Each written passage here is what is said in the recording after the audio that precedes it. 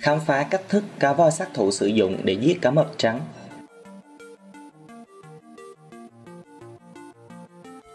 Cá mập trắng là loài cá săn mồi nguy hiểm bậc nhất ở đại dương. Chắc hẳn các bạn cũng đã từng nghe qua về danh tiếng của nó. Nó nổi tiếng không những ở ngoài đời mà còn cực kỳ nổi tiếng trên màn ảnh rộng. Người ta đã làm rất nhiều bộ phim kinh dị về loài cá sát thủ này.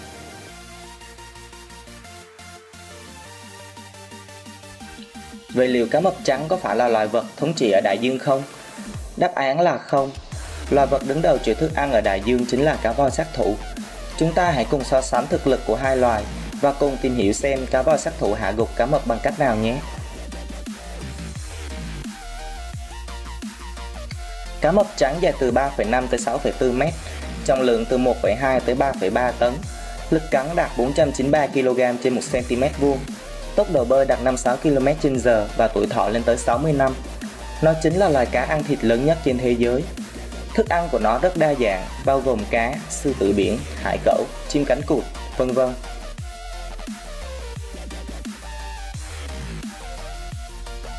Cá voi sát thủ dài từ 5,4 tới 9 m, trọng lượng từ 3,5 tới 8,9 tấn, lực cắn lên tới 1,1 tấn trên 1 cm vuông, tốc độ bơi đạt 56 km/h, tuổi thọ từ 50 tới 60 năm. Rõ ràng về chỉ số thì cá voi sát thủ hoàn toàn vượt trội so với cá mập trắng.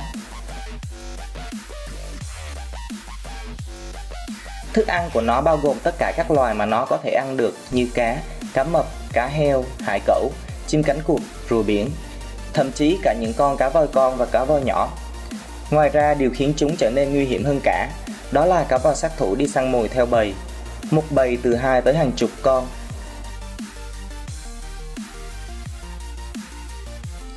Tuy nhiên, cá mập trắng cũng to lớn, hung dữ với hàm răng sắc như dao cạo. Vậy làm cách nào để hạ gục chúng mà không bị thương? Phải chăng cá mập có điểm yếu nào đó? Chính xác là như vậy. Cá mập có một điểm yếu chết người và cá voi sát thủ đã tận dụng điều này để hạ chúng.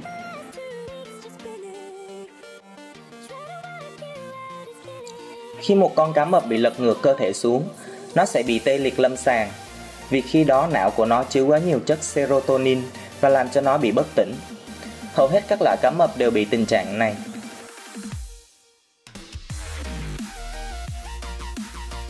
Đây là cảnh một con cá mập chanh bị tê liệt lâm sàng khi bị lật ngược. Lúc này tuy rất dễ dàng trở thành con mồi cho các loài khác, nhưng nó vẫn có thể thở và trao đổi chất bình thường.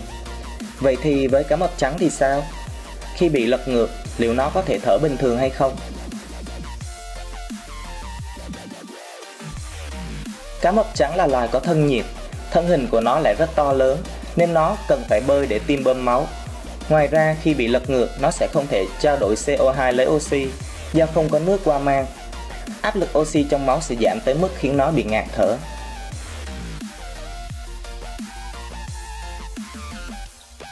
Nhưng liệu cá voi sát thủ có biết được điều này để mà vận dụng không? Đáp án là có. Cá voi sát thủ đã được chứng minh là một trong những loài thú thông minh nhất thế giới. Khi một con học được cách làm cá mập tê liệt, nó sẽ báo cho những con khác biết.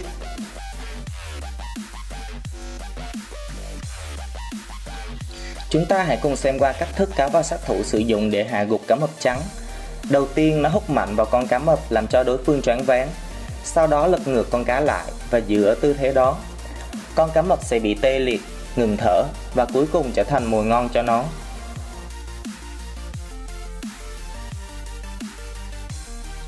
Vậy là chúng ta đã biết được cách thức độc đáo mà cá voi sát thủ sử dụng để hạ gục cá mập trắng, cũng như biết rõ được đâu mới là loài vật thống trị ở đại dương.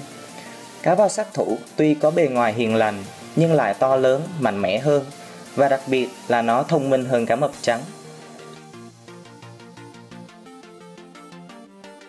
Cảm ơn các bạn đã quan tâm theo dõi. Xin chào và hẹn gặp lại.